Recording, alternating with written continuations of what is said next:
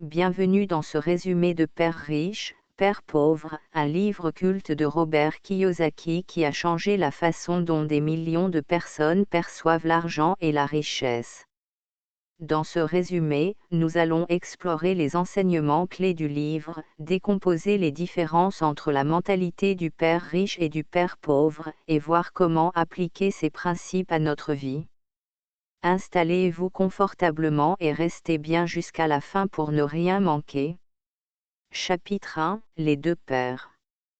Robert Kiyosaki raconte son expérience d'enfance avec deux figures paternelles. Son père biologique, père pauvre, était un homme instruit, travaillant dur, mais toujours dans l'insécurité financière.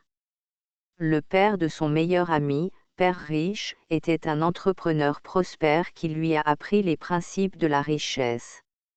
Le père pauvre valorisait la sécurité de l'emploi, tandis que le père riche enseignait la liberté financière par l'investissement et la gestion intelligente de l'argent.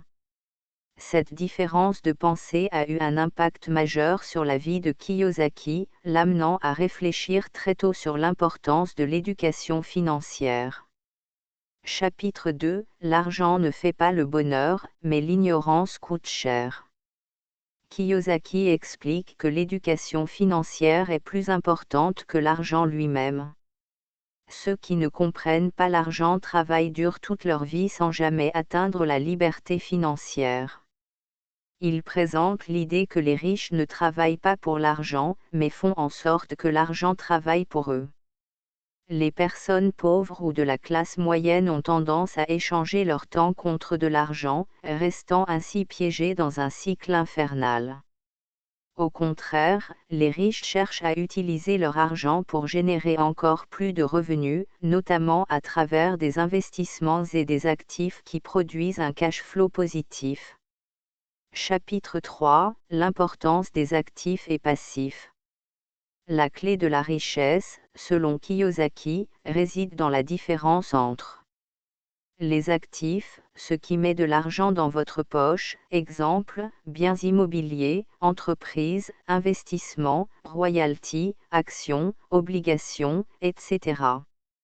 Les passifs, ce qui retire de l'argent de votre poche, exemple, crédit, voiture, dette, prêt immobilier sur une résidence principale, emprunt à la consommation, etc. Le père riche enseigne à accumuler des actifs, tandis que le père pauvre accumule des passifs pensant qu'ils sont des actifs, comme une maison principale achetée à crédit, qui ne rapporte pas d'argent mais en coûte chaque mois.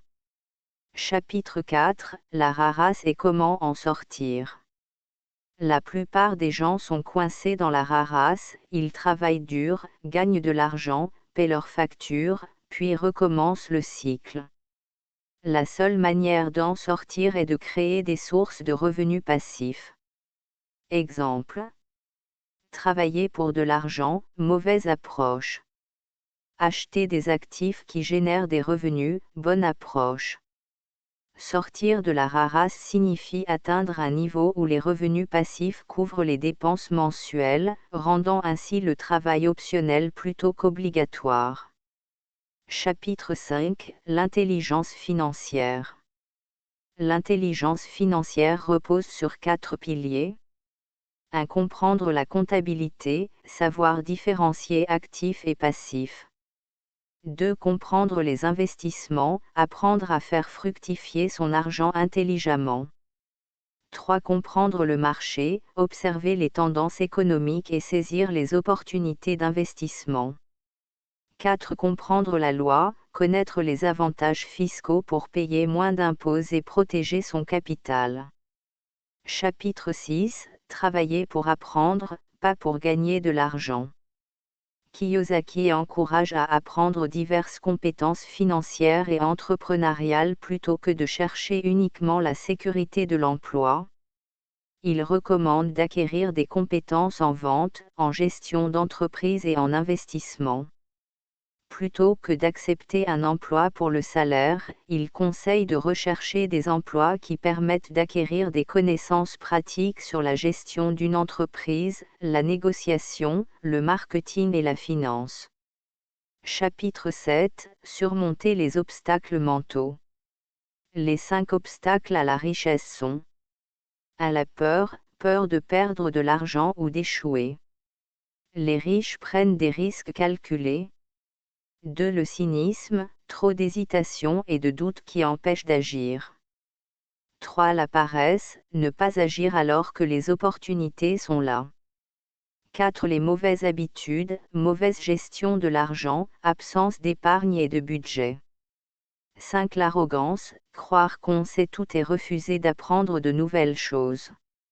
Chapitre 8 – Agir et passer à l'action. Les connaissances ne valent rien sans action.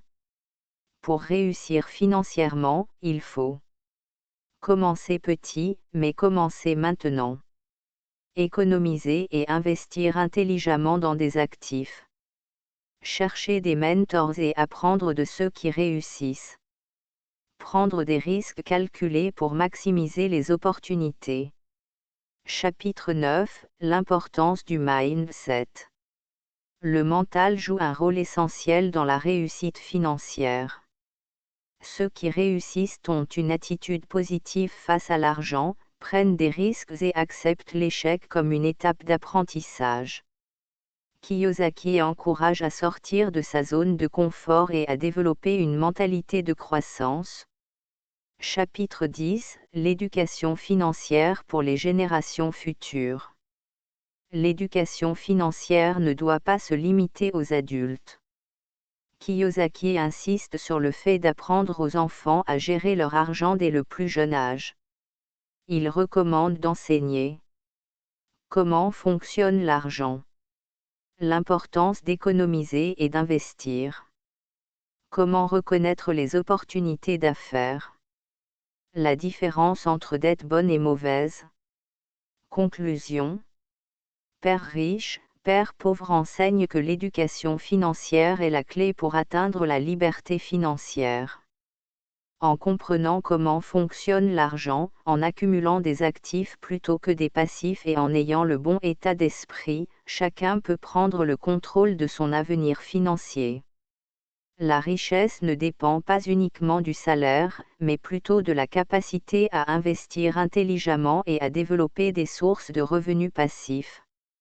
Appliquer les principes de ce livre peut changer radicalement la trajectoire financière d'une personne. Si ce résumé vous a plu, pensez à laisser un like, à partager et surtout à vous abonner pour ne pas manquer les prochains résumés de livres inspirants. Merci de votre attention et à très bientôt sur la chaîne.